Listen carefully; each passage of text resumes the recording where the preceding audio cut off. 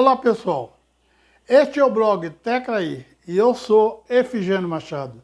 O vídeo de hoje é para falar do segundo Congresso Internacional de Direito Financeiro e Cidadania. Neste congresso esteve muitas autoridades internacionais a convite de outras autoridades nacionais e aconteceu, esse congresso aconteceu com a parceria do Tribunal de Contas de São Paulo.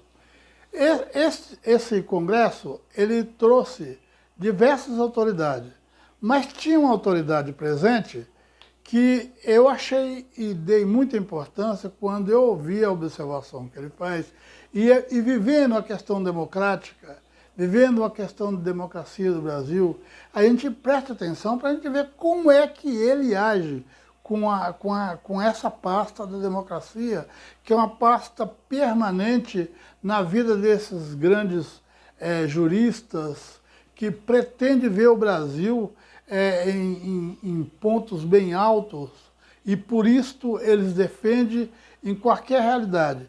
Muito mais um jurista na ordem e ocupando a cadeira de um ministro do TSE, do STF, como o Alexandre de Moraes. Bom, a gente queria dizer sobre isso e dizer também que se inscreva nesse canal. Esse canal ele tem assim uma forma de trazer muitos e diversos assuntos na área de que possa talvez ajudar, na área de que às vezes você... É diferente. Esse blog Tecraí, ele traz algo diferente, é diferente de muitos outros por aí, de muitos outros blogs, porque ele entende que são esses assuntos, ele é muito importante porque ele enriquece. Enriquece pessoas que estão estudando no primeiro grau, segundo grau, as pessoas que andam de trem, que andam de metrô, que procura falar ou conversar em grupos, que se reúne para falar sobre os assuntos diversos. E é importante que, eu gostaria muito que vocês se inscrevessem nesse canal, se inscrevessem nesse blog e dessem uma atenção. E vocês vão ver, se vocês assistirem esse vídeo, você vai ver como é dominado pelo Alexandre de Moraes, como ele faz, o caminho que ele pega e todos os caminhos que ele pega, ele leva exatamente, a discussão dele leva essa área de mostrar o democrático que ele é, a forma que ele entende a democracia e da forma que ele divulga a democracia. Fala disso, fala da mídia alternativa, da mídia normal, e ele entende exatamente como ele observa, faz as suas observações e leva exatamente como resposta e decisão da sua responsabilidade, ele leva esses assuntos com a sabedoria que a gente não pode, quem tem acesso, não pode deixar de dar atenção. Do segundo Congresso de Direito Financeiro e Cidadania, o ministro do STF, Alexandre de Moraes.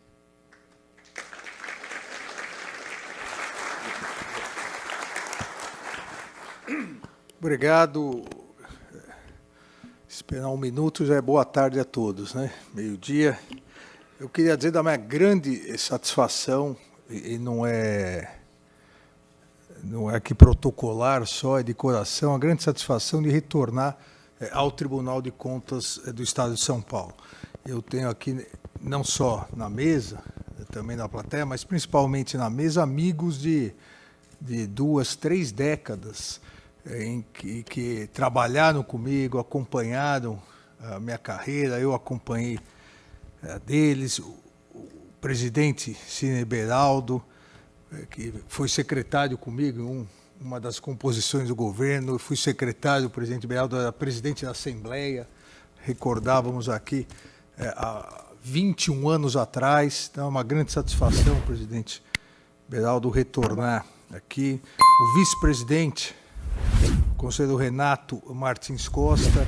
Quando eu ingressei no Ministério Público, em 1991, o vice-presidente Renato Martins Costa era presidente da Associação Paulista do Ministério Público, foi quem nos recepcionou no Ministério Público. Então, são grandes amigos que revejo, o conselheiro Antônio Roque Cittadini, corintiano como eu, sofremos juntos a desclassificação pelo Fortaleza essa semana, mas ao mesmo tempo comemoramos ontem a classificação do Boca Juniors, nosso segundo time do coração. Cumprimento também a conselheira Cristiana de Castro Moraes, o conselheiro Dimas Ramalho, meu ex-colega também de Ministério Público do Estado de São Paulo, amigo de longa data, a Procuradora-Geral do Estado, a Inês. Cumprimento o presidente do IBR, conselheiro do Tribunal de Contas do Estado do Ceará, espero que não se torça por Fortaleza, pelo Ceará, faz bem, o Edilberto Pontes. O presidente da Tricom e conselheiro do Tribunal de Contas do Rio Grande do Sul, conselheiro César Miola.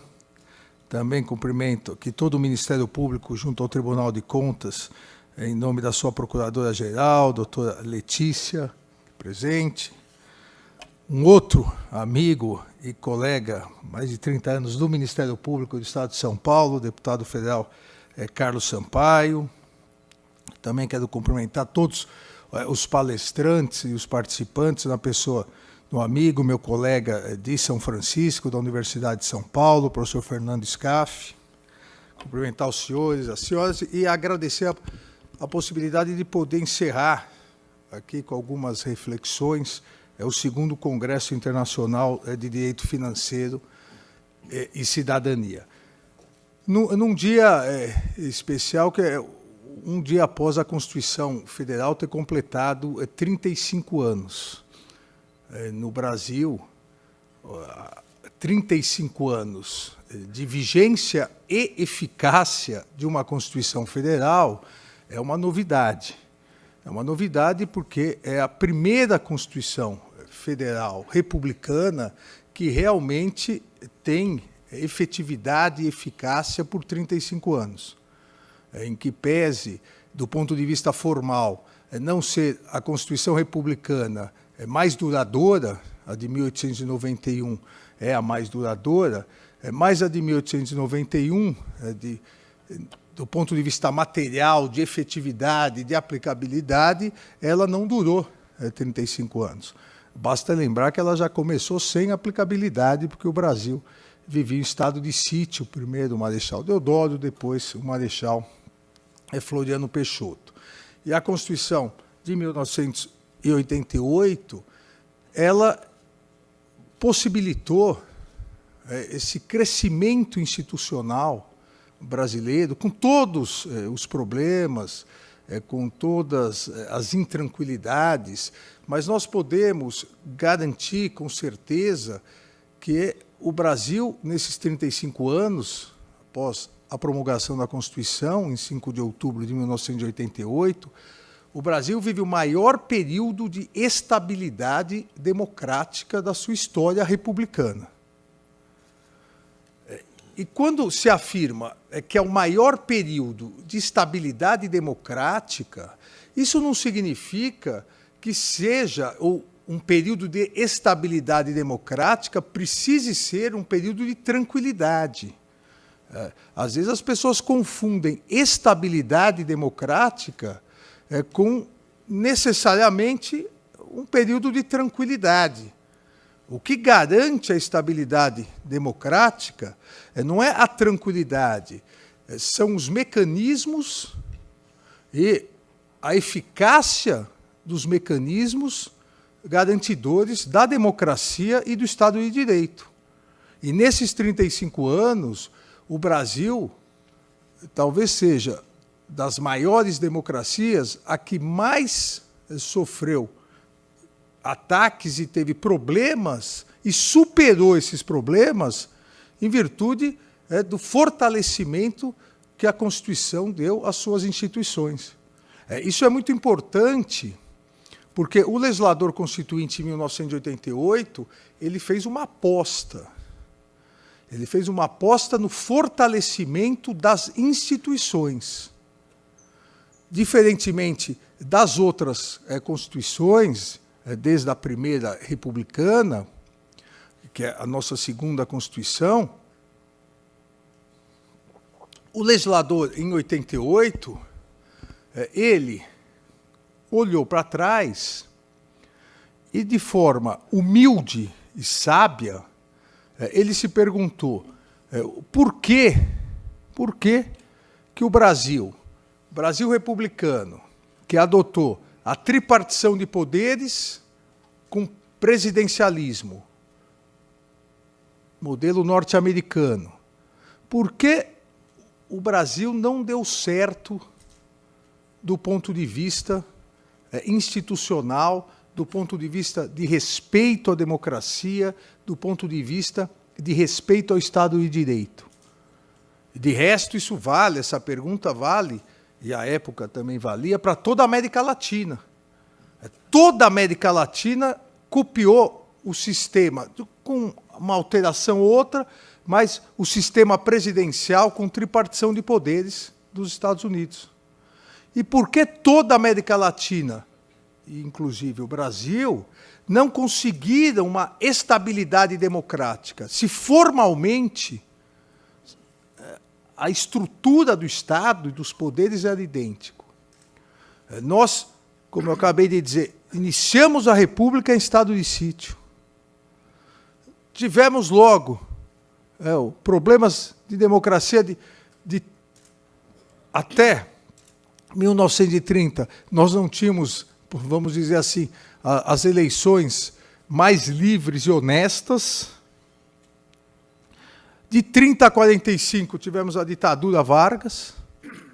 Depois de 45 até 64, nenhum presidente eleito conseguiu tomar posse sem apoio de uma ala das Forças Armadas, principalmente do Exército, ou seja, tinha que ser tutelado. Em 64, tivemos mais 21 anos de regime de exceção, com golpe de Estado, com golpe militar. E se nós formos olhar, a Constituição de 1891, a de 34, a de 37 não conta, né, mas a de 46, a de 67, todas elas previam sistema presidencial com tripartição de poderes.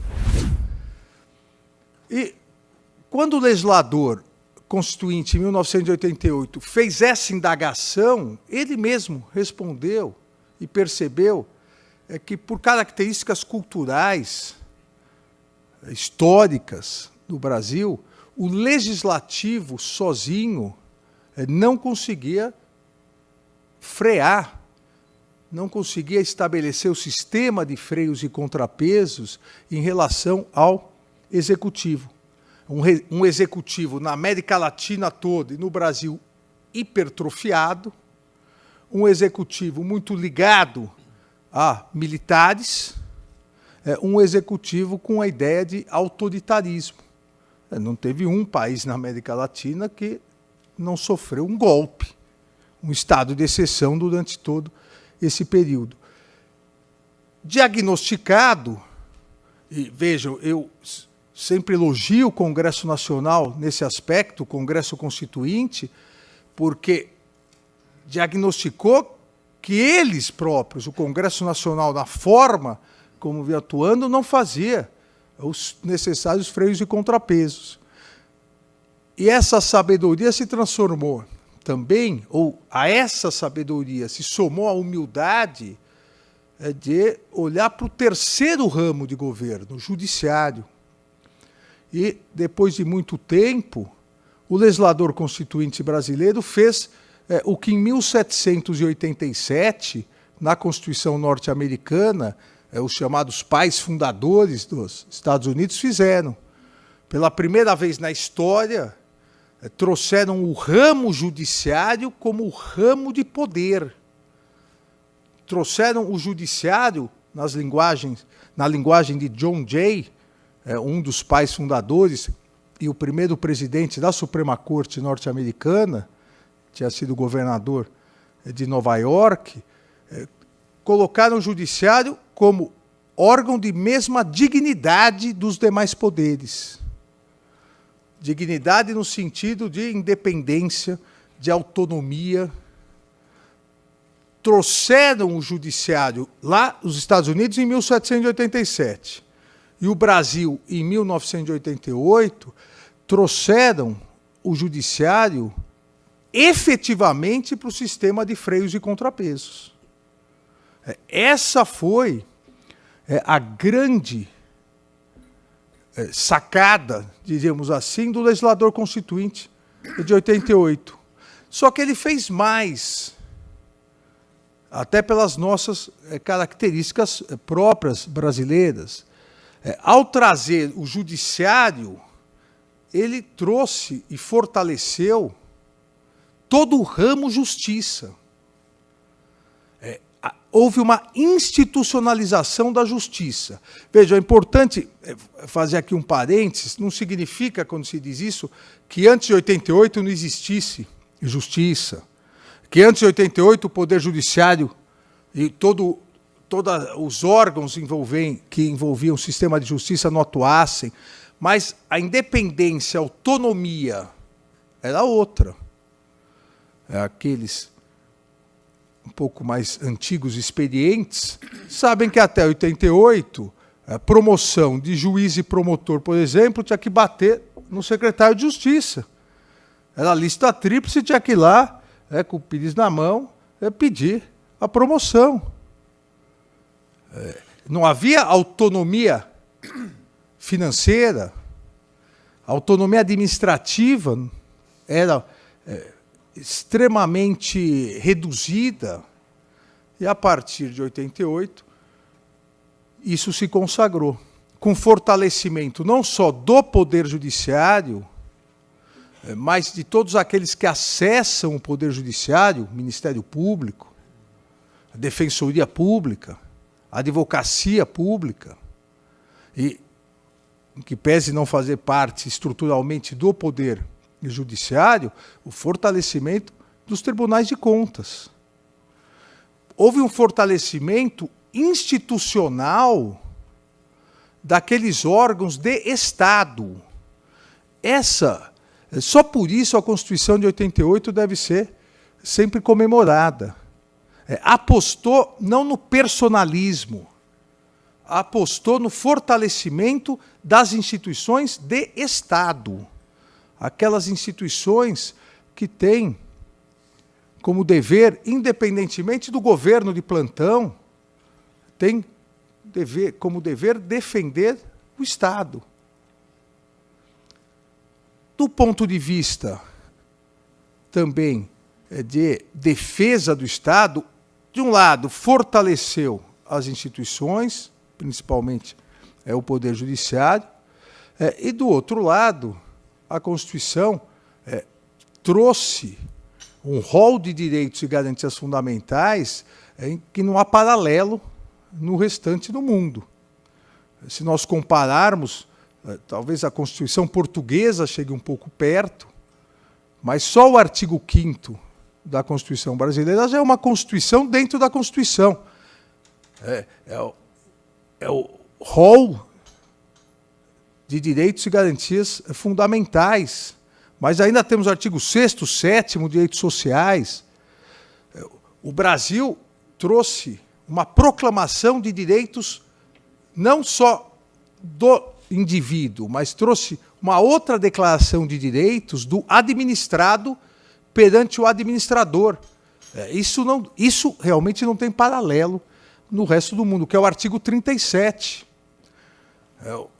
O brasileiro, a brasileira, além de ser protegidos como indivíduo perante o Estado, o poder do Estado, pelo artigo 5º, passaram a ser protegidos como administrados perante o administrador, o artigo 37. Não por outro motivo, é o segundo maior artigo da Constituição, após o artigo 5º. Ou seja, o legislador constituinte quis fortalecer as instituições, definir os direitos fundamentais do indivíduo e do administrado, para que essas instituições de Estado garantissem o indivíduo na sua condição como cidadão, mas também na sua condição como administrado. E, obviamente, que isso foi prevendo e tentando antecipar qualquer tipo de arrobo autoritário que pudesse surgir no Brasil. Isso foi profilático, porque você não muda, infelizmente, você não muda a cultura, a tradição, mesmo que sejam, do ponto de vista, às vezes, sejam ruins tradições de um povo, somente com a Constituição. Você, a partir da Constituição, tem que gerar a educação, uma educação de cidadania, para que isso seja possível. Mas esse arcabouço normativo trazido pela Constituição de 1988 permitiu esses 35 anos com estabilidade, mesmo com vários problemas que surgiram. O Brasil superou, nesses 35 anos, o Brasil superou uma hiperinflação. Tem gente que, os mais novos aqui na plateia, nem sabem o que é uma hiperinflação. É difícil, por exemplo, é difícil explicar para os meus filhos o que é uma hiperinflação. O que é as pessoas fazerem fila no supermercado para comprar de manhã, porque à tarde já era muito mais caro. Que o funcionário mais importante do supermercado era aquele que agora nem tem mais, porque é código de barra, né? Que passava a maquininha e o preço ia subindo. Às vezes a pessoa estava na fila e o preço subia. A fila. O Brasil superou isso, com estabilidade democrática garantida pela Constituição.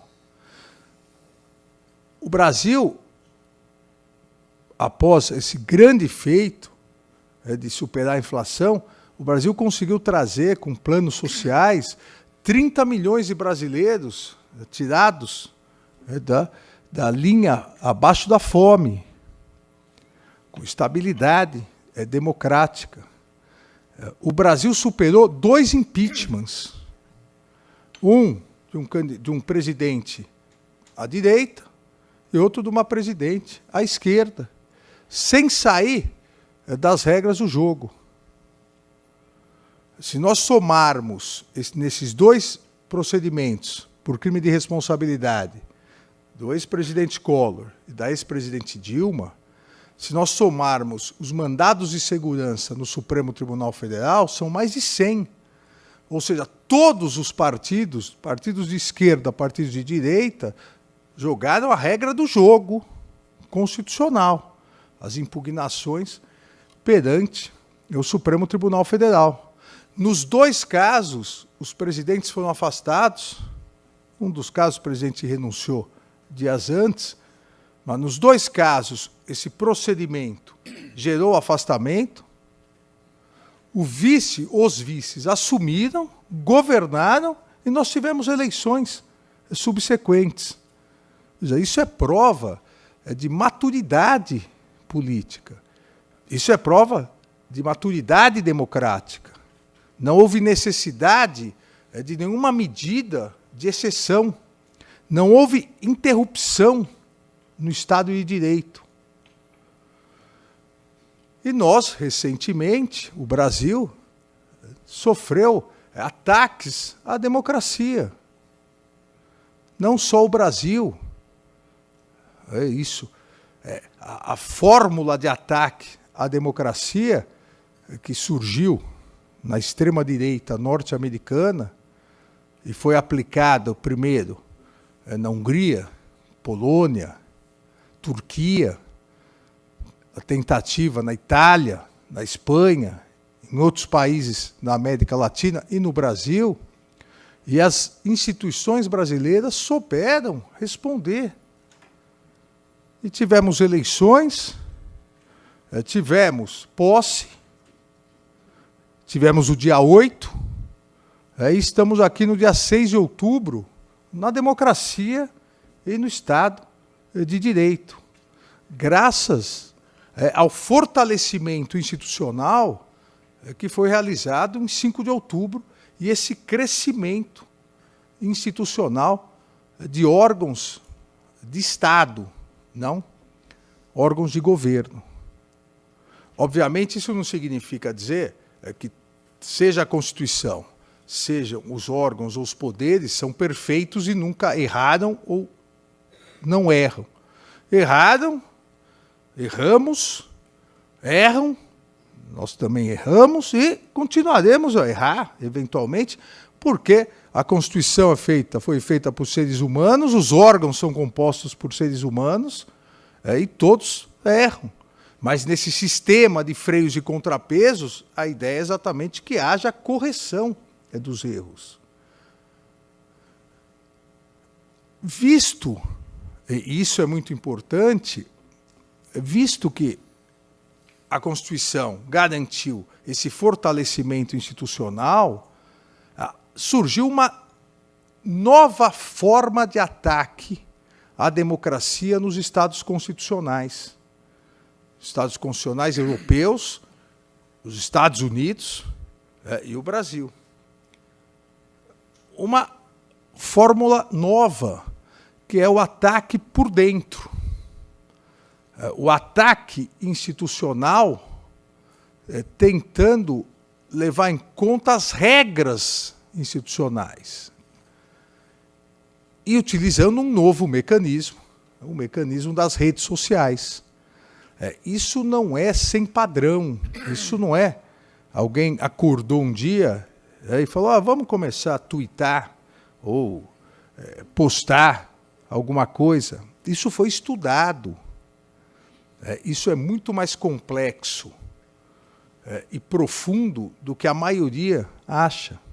Por isso que o mundo todo hoje, União Europeia, Estados Unidos, Canadá, Austrália, todos os países que sofreram com isso querem regulamentar a questão de redes sociais. Porque determinado grupo percebeu Forma de capacidade muito grande. Bom, também gostaria de dizer para vocês que eu não estou fazendo nem levando esta informação com a proposta de ser abiúdo, né? Colocar isso como posição pessoal e etc. É que é necessário. A gente faz com que esses e outros vídeos do Tecla aí tenha essa capacidade de mostrar também alguma coisa diferente. Por isso que eu chamo muita atenção, porque ele é uma pessoa que se encontrava em um local muito importante e essas pessoas que são representantes e representam muitas vezes fora do setor do dia a dia, do Supremo Tribunal para convite do segundo Congresso em São Paulo, que é da mesma área, mas apresenta como responsável até para elevar mais o interesse da proposta dos encontros. Então isso fica muito próximo daquilo que a gente quer.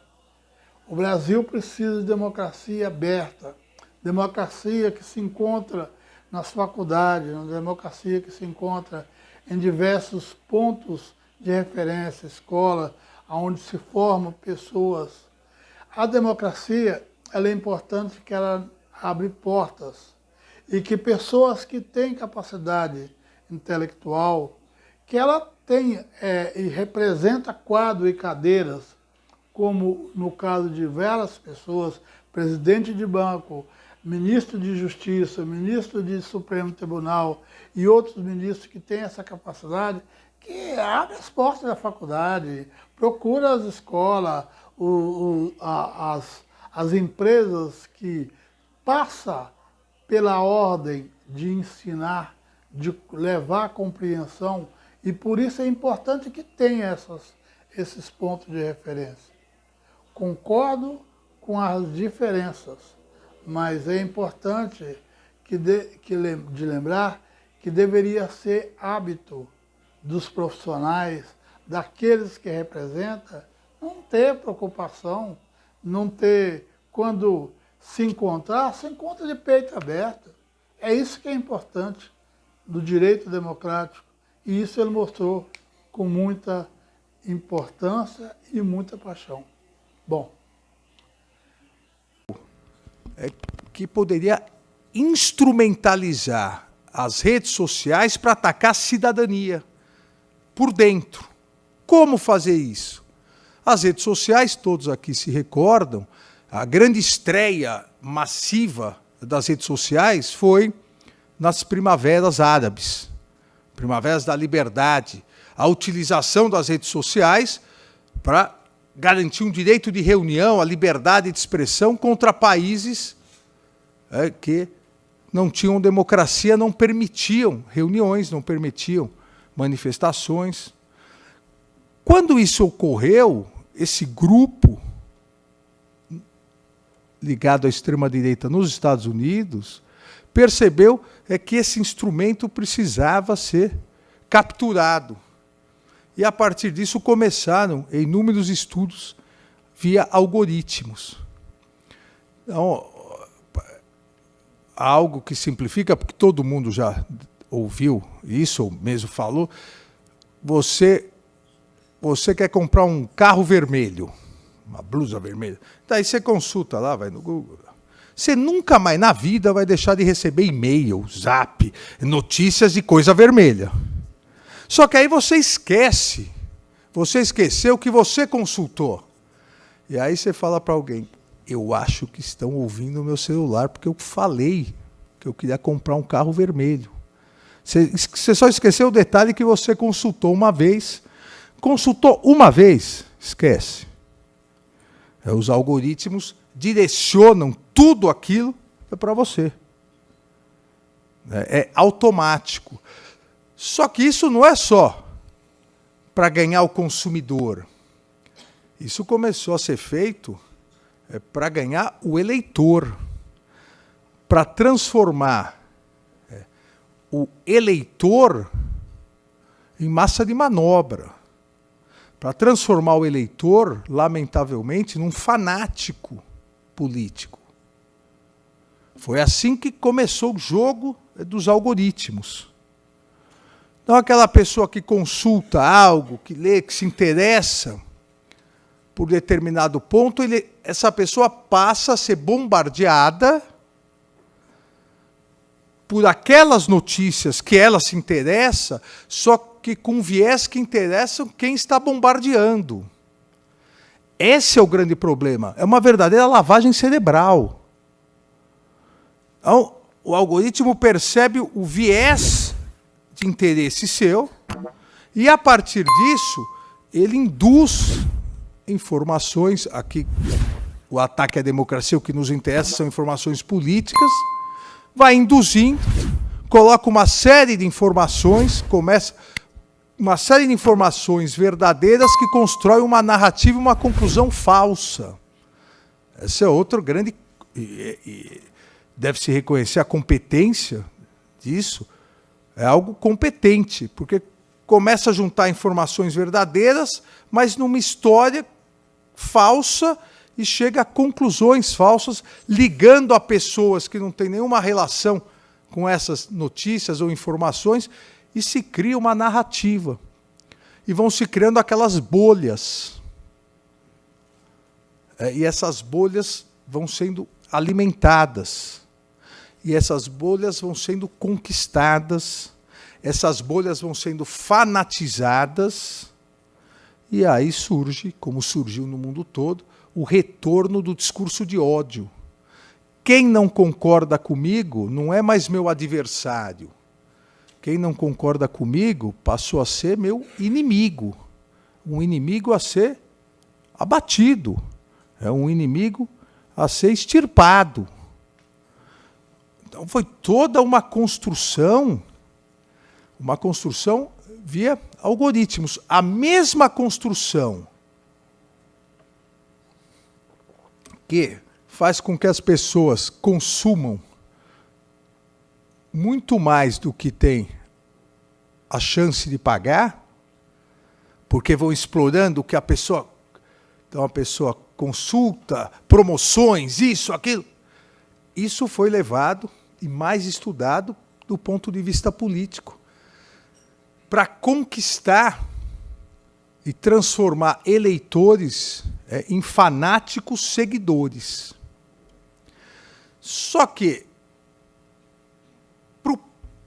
vamos dizer assim, para o grande finale dessa armação toda antidemocrática, haviam 3 obstáculos.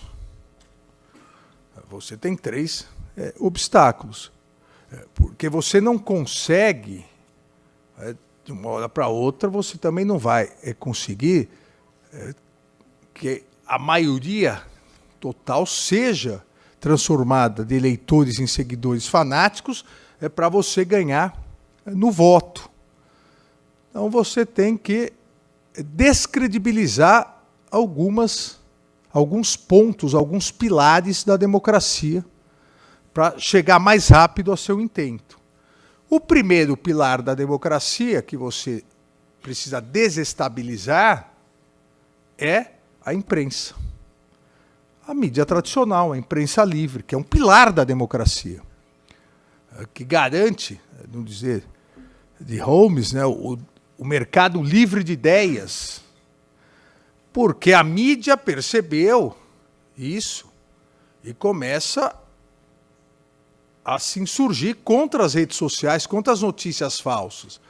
E em que pese, obviamente, a mídia tradicional não ter o poder e influência que tinha 20, 30 anos atrás, mas ainda tem um grande poder e uma grande influência. Então precisa haver uma descredibilização da mídia. Então começa a se ofender jornalistas, começa a se ofender meios de comunicação, mas isso não adianta. Então, qual o avanço? E volto a dizer aqui, e por isso que quando o ataque à democracia é construído com competência, é muito mais difícil você combater. Ao invés de só atacar, vamos transformar as nossas fake news, as nossas notícias fraudulentas, vamos transformá-las em notícias do mesmo patamar da mídia.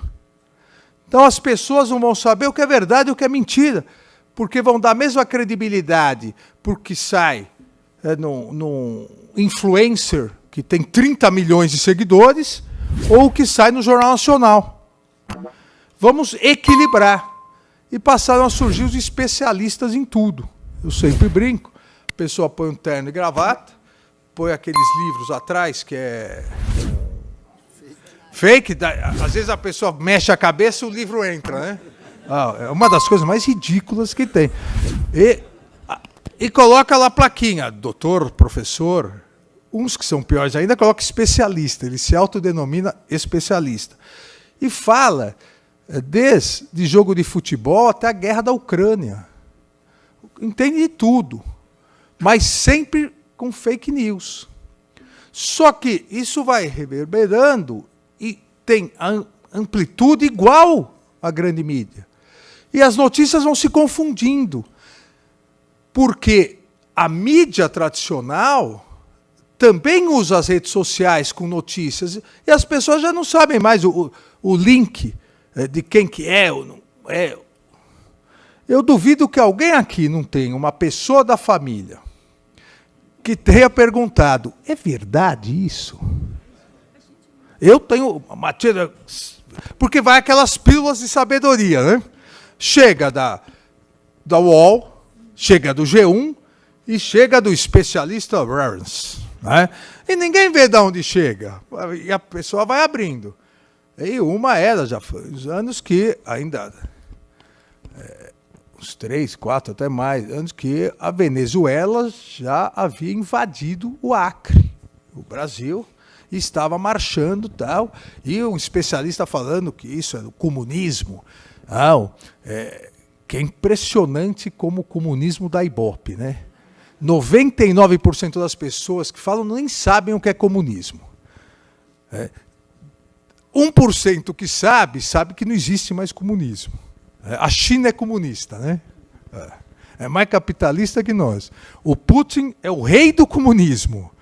Mas você fala em comunismo, principalmente pessoas mais velhas, você fala em comunismo, é um negócio...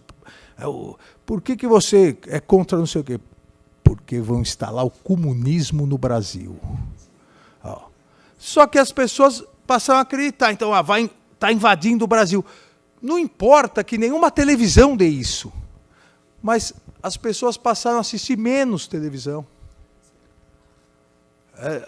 As pessoas... E vejam, por que a influência, isso é outra coisa estudada nesse ataque à democracia, por que a influência maior das redes sociais começou com a classe média? Porque foram diminuindo de assistir muita televisão para notícias. E fica no... As classes economicamente abaixo continuaram a ouvir muito rádio. O rádio voltou a ter um valor para a democracia gigantesco. Porque o rádio continua, a pessoa deixa o rádio ligado. E está lá trabalhando, geralmente trabalho manual que não dá para ficar. A classe média, os advogados, né, cada 2 petições, né, os juízes, promotores, cada 2 petições, 3 zap. E isso também vai ter que ser um dia estudado, o quanto caiu a produtividade no mundo por causa das redes sociais, né? Se tirar um ano celular de todo mundo, o Brasil vai virar país de primeiro mundo. Né? Porque todo mundo... Não, estou trabalhando. Estou trabalhando e você vê aquele sorriso, não tem nada a ver com trabalho. Né? Mas voltando ao que interessa, esse primeiro ataque, esse ataque ao primeiro pilar da democracia deu muito certo. Porque fez com que grupos de pessoas tenham verdadeiros ódio em relação a alguns jornalistas, alguns programas, algumas redes de televisão. Eu não estou dizendo que a rede de televisão é boa, que o jornalista é bom, mas passou a ter um ódio. As pessoas passaram a ter ódio visceral disso. Olha, conquistamos, ou pelo menos equilibramos, os meios de comunicação. A pessoa não sabe mais o que é notícia verdadeira e o que é notícia fraudulenta. Vamos bombardear, no mínimo fica a dúvida. Agora, vamos escolher, já que conseguimos isso, vamos escolher qual o ataque. Não vamos atacar a democracia, porque atacar a democracia não dá mais ibope. Não dá, vamos fechar o Congresso, vamos dar um golpe. Não. Vamos ser os grandes isso no mundo todo. Vamos ser os grandes defensores da democracia, da liberdade. Não por outra coisa, se passou a defender a liberdade sem limites. A liberdade de se fazer o que quiser. E vamos atacar um instrumento que garante a democracia. E é o segundo pilar, grande pilar das democracias ocidentais. As eleições. De tempos e tempos, o povo é chamado para escolher seus representantes. Não vamos atacar a eleição, não vamos falar que não pode ter eleição. Porque isso pega mal. Vamos falar que nós não somos democratas. Vamos dizer que as eleições são fraudadas, que o instrumento do escrutínio popular, que é o voto, é fraudado. Não importa como seja esse instrumento. Nos Estados Unidos, se atacou o quê? O voto por carta. Aqui no Brasil é muito estranho a gente pensar em voto por carta. Imagina o que ia ter de carta rodando por aí, né? Ao invés dos 156 milhões de eleitores, nós íamos ter 1.483 bilhões de cartas chegando. Mas nos Estados Unidos é uma instituição nacional, porque foi consagrado para possibilitar a eleição durante a Guerra de Secessão, para garantir a eleição e aí a reeleição do presidente Lincoln. E é um crime gravíssimo fraudar esse voto. Só que, tradicionalmente, quem mais vota por carta são os democratas e não os republicanos. E nos Estados Unidos, como é um bipartidarismo, é muito fácil ver isso, porque vê de onde vem as cartas. Você não sabe quem votou, mas sabe que daquele local mais votos são democratas ou mais votos são republicanos. Então lá se atacou o quê? Se atacou o voto por carta. São fraudáveis, houve fraude. No Brasil se atacou a urna eletrônica. Se o voto aqui fosse no papel, ia atacar o papel. Tem que ser urna eletrônica. Se o voto fosse por sinal de fumaça, ia atacar sinal de fumaça. Só que como ganhou, em grande parte da população, credibilidade isso?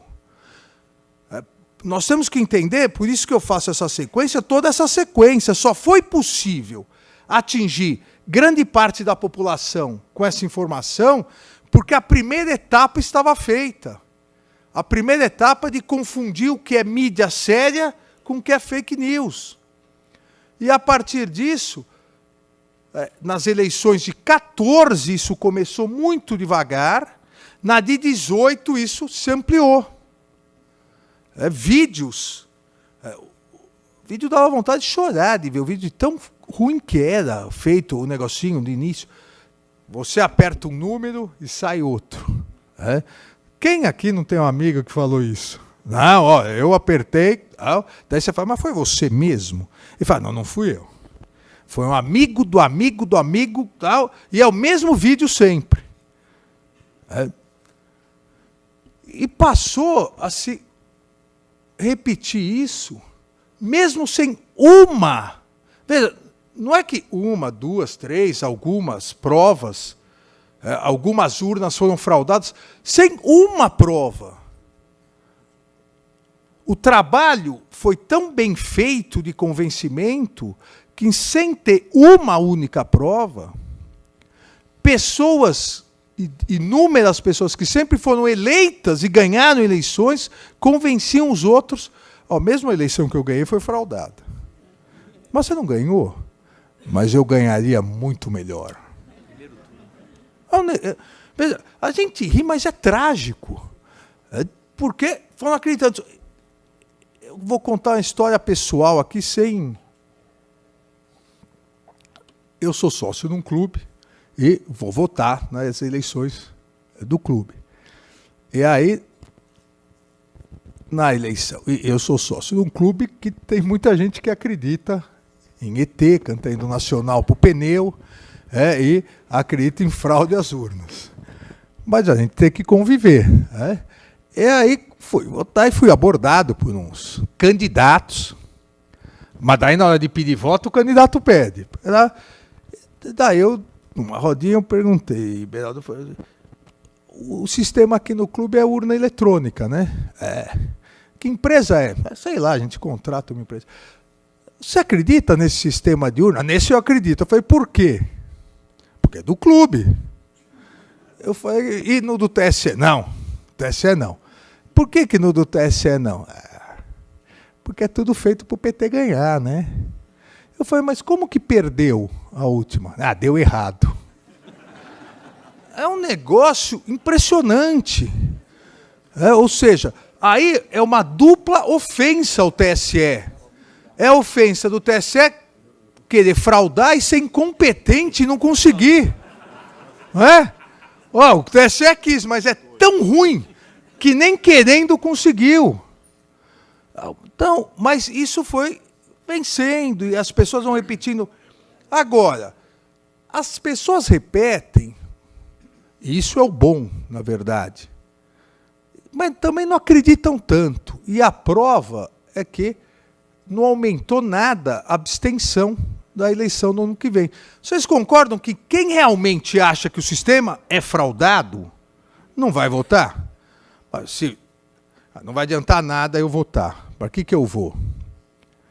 Então, as pessoas repetem, isso cria aquele clima, mas no final as pessoas foram e votaram. O que mostra é que, no fundo, a lavagem cerebral tem um limite também. Tem um limite do ridículo. A pessoa também não quer se sentir tão ridícula. Porque é só perguntar, me apresente uma prova. Mas se atacou massivamente esse segundo pilar da democracia. E aí precisava atacar, para dar certo, o terceiro pilar. E o terceiro pilar da democracia, nas democracias ocidentais, é o judiciário independente e autônomo. Na Polônia, se aprovou uma emenda constitucional diminuindo em 5 anos. Qualquer semelhança é mera coincidência, né? Em 5 anos, a idade dos membros da Corte Constitucional, e com isso se retirou metade da Corte, inclusive o presidente da Corte, que se recusou a sair, ficou no gabinete dele, e aí ele foi saído. Né? As Forças Armadas entraram e retiraram ele com os móveis e tudo. Na Hungria se fez a mesma coisa, na Turquia se fez a mesma coisa. No Brasil se flertou com uma emenda semelhante ao ato institucional número 2, que aumentou de 11 para 16 os ministros do Supremo Tribunal Federal. Porque ao atacar o terceiro pilar da democracia, você tem 3 formas de ataque. Cooptação, que em muitos países isso é feito, então se faz a cooptação. Alemanha nazista, Itália fascista. Não houve necessidade de um ataque. Na verdade, houve a cooptação do judiciário. O judiciário, na sua maioria, já concordava com aquelas ideias, ganha algumas benesses, ganha aumento de salário, ganha isso, aquilo, está tudo certo. Então, a primeira é a cooptação. Segundo é a alteração. A alteração do número, principalmente, dos juízes de uma Suprema Corte. Só que, para isso, precisa de uma conjugação autoritária de 2 poderes, executivo e legislativo. E não houve no Brasil. O Congresso Nacional resistiu a essa alteração. E o terceiro é o confronto. E se não consegue a cooptação ou alteração, então os mesmos mecanismos que bombardearam a imprensa, os mesmos mecanismos que bombardearam um instrumento da democracia, que é o voto, e é no Brasil a urna eletrônica, vamos bombardear o judiciário, os membros do judiciário e a família dos membros do judiciário. Porque também quem entende do assunto sabe que atacar o judiciário só, e jornalista entende muito bem disso, você falar de uma instituição fica um pouco etéreo. Você tem que personificar. Você tem que achar dentro da instituição um inimigo de carne e osso, porque aí você personifica. No caso, no Brasil, foi carne e osso e sem cabelo. Um preconceito. Então, você personifica. E aí você vai. Aí vai batendo, vai batendo. Porque da Ibope é novela, uma novela. Não existe novela em que o vilão é uma instituição. O vilão tem que ser uma pessoa. E aí os mesmos instrumentos. E por que não deu certo? Porque, na verdade, e aí eu volto ao começo da minha fala, e com isso eu encerro, porque, na verdade, a Constituição garantiu que isso não daria certo. Porque a Constituição deu todos os instrumentos para que as instituições, especialmente o Poder Judiciário, tivessem independência e autonomia para reagir a esses ataques.